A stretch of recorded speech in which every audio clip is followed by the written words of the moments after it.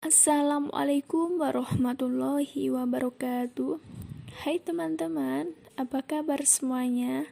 Perkenalkan, nama saya Putri Anggraini. Saya dari Prodi BAI 2, Sekolah Tinggi Agama Islam Miftahul Ula. Di sini saya akan menjelaskan tentang perkongsian atau kerjasama dalam usaha atau syirkah. Yang pertama, pengertian syirkah.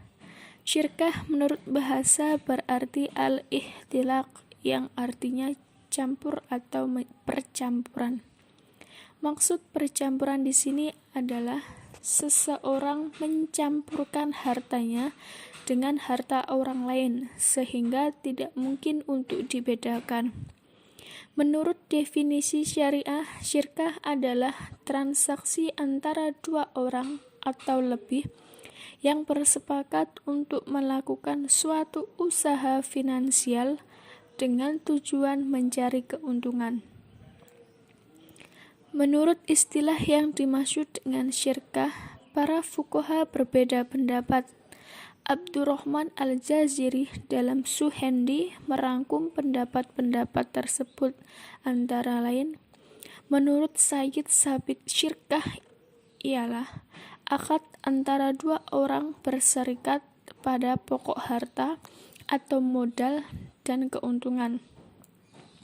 Menurut Muhammad Al-Sarbini Al-Khatib, yang dimaksud dengan syirkah ialah ketetapan hak pada suatu untuk dua orang atau lebih dengan cara yang masyhur atau diketahui. Menurut Syihab Al-Din Al-Khulyubi wa Umairah, yang dimaksud dengan syirkah adalah penetapan hak pada sesuatu bagi dua orang atau lebih.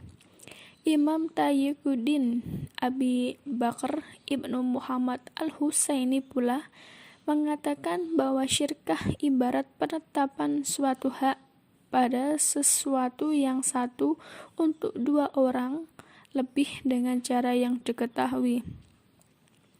Pendapat Imam Hasbi As-Siddiqi bahwa yang dimaksud dengan syirkah ialah akad yang berlaku antara dua orang atau lebih untuk ta'awun dalam bekerja pada suatu usaha dan membagi keuntungannya. Sedangkan Idris Muhammad menyebutkan syirkah sama dengan syariat dagang, yakni dua orang atau lebih sama-sama berjanji akan bekerja sama dalam dagang dengan menyerahkan modal masing-masing, di mana keuntungan dan kerugiannya dipertanggungjawabkan menurut besar kecilnya modal masing-masing. Yang selanjutnya yaitu dasar hukum. Pada dasarnya hukum syariah adalah mubah atau boleh. Hal ini ditunjukkan oleh dibiarkannya praktik syirkah oleh baginda Rasulullah SAW yang dilakukan masyarakat Islam saat itu. Beberapa dalil Al-Quran dan hadis yang menerangkan tentang syirkah antara lain: sesungguhnya kebanyakan dari orang-orang bersyirkah itu sebahagian mereka berbuat zalim terhadap sebahagian yang lain, kecuali orang yang beriman dan mengerjakan amal soleh. Quran Surat Al-Syad ayat 24. Imam Al-Bukhari meriwayatkan bahwa Abu Manhal pernah mengatakan, aku dan syirkahku pernah membeli sesuatu secara tunai dan hutang. Kemudian kami didatangi oleh Barra bin Azib. Kami lalu bertanya kepadanya. Ia menjawab, aku dan Zaid bin Arqam juga mempraktikkan hal yang demikian. Selanjutnya kami bertanya kepada Nabi SAW tentang tindakan kami tersebut. Beliau menjawab, barang yang diperboleh secara tunai, silahkan kalian ambil. Sedangkan yang diperoleh secara hutang, silahkan kalian kembalikan. Hadis riwayat Al-Bukhari. Yang selanjutnya yaitu rukun syirkah. Rukun syirkah diperselisihkan oleh para ulama. Menurut ulama Hanafiyah, bahwa rukun syirkah ada dua, yaitu ijab dan qabul, atau bahasa lainnya adalah akad. Akad yang menentukan adalah adanya syirkah.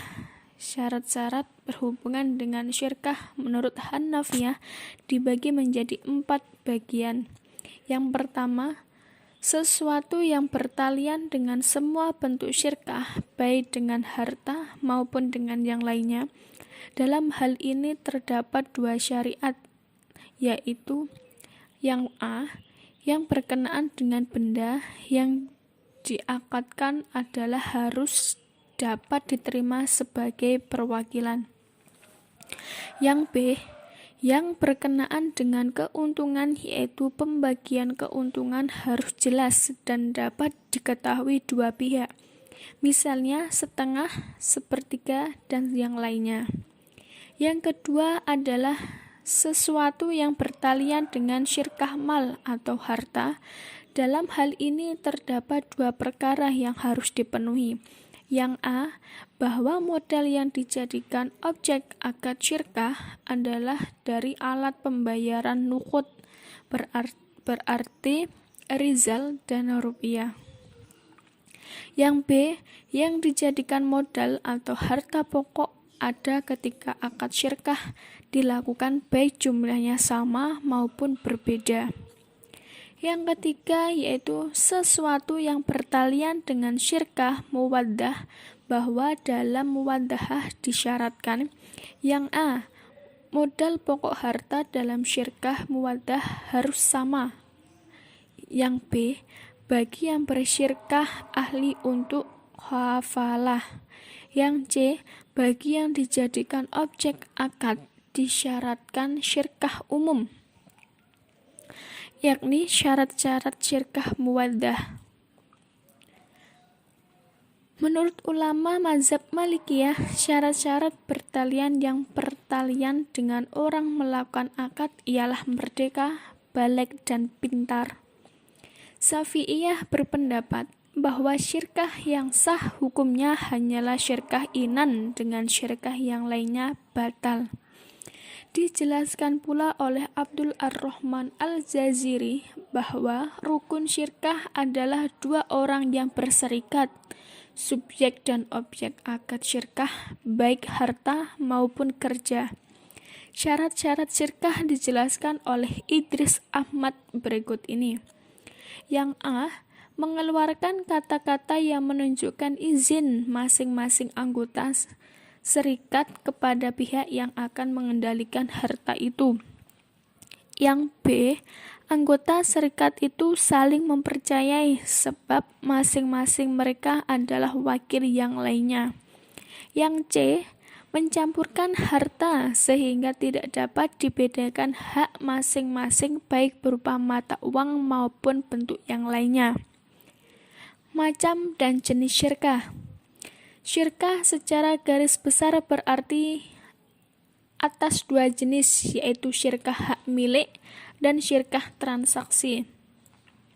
Syirkah hak milik adalah syirkah terhadap zat barang, seperti syirkah dalam suatu zat barang yang diwarisi oleh 2 orang atau yang menjadi pembeli mereka atau hibah bagi mereka. Adapun syirkah transaksi adalah syirkah yang objeknya adalah pengembangan hak milik. Syirkah transaksi bisa diklarifikasikan menjadi 5 macam, yaitu inan, abdan, mudorobah, wujuh, dan muwadah. Syirkah inan adalah syirkah di antara 2 orang atau lebih yang masing-masing pihak berinvestasi secara bersama-sama mengelola modal yang terkumpul dengan kesepakatan bahwa keuntungan dan resiko kerugian ditanggung bersama. Dengan demikian, yang kedua yaitu syirkah abdan, disebut juga dengan syirkah amal atau syirkah sana'i, adalah syirkah antara 2 orang atau lebih dengan masing-masing pihak hanya menyerahkan kontribusi berupa tenaga atau keahlian tanpa investasi modal. Yang ketiga yaitu syirkah mudharobah, disebut juga dengan qirad. Syirkah ini terbentuk antara dua belah pihak, di mana pihak pertama menyerahkan keseluruhan modal atau sahib al-mal, dan pihak kedua adalah orang yang mengelola modal tersebut. Yang keempat adalah syirkah wujuh, yang diakui dalam Islam ada dalam dua bentuk, yaitu berupa syirkah antara dua orang pengelola. Sebenarnya ini masih dalam bentuk mudharabah, hanya saja pengelola lebih dari satu orang. Yang kelima yaitu syirkah muwaddah, adalah antara dua syirkah atau penggabungan antara beberapa syirkah sekaligus. Menurut Hanafiyah, syirkah dibagi dua bagian, yaitu syirkah milik dan syirkah uhud. Syirkah milik juga dibagi dua macam, syirkah milik jabar dan syirkah milik ikhtiar. Sedangkan syirkah uhud dibagi menjadi tiga macam, yaitu syirkah uhud al-amal, syirkah uhud bil al-abdan, dan syirkah uhud bil al-wujuh. Sekian dari saya, bila ada salahnya saya mohon maaf. Wassalamualaikum warahmatullahi wabarakatuh. Jangan lupa like, komen, dan subscribe.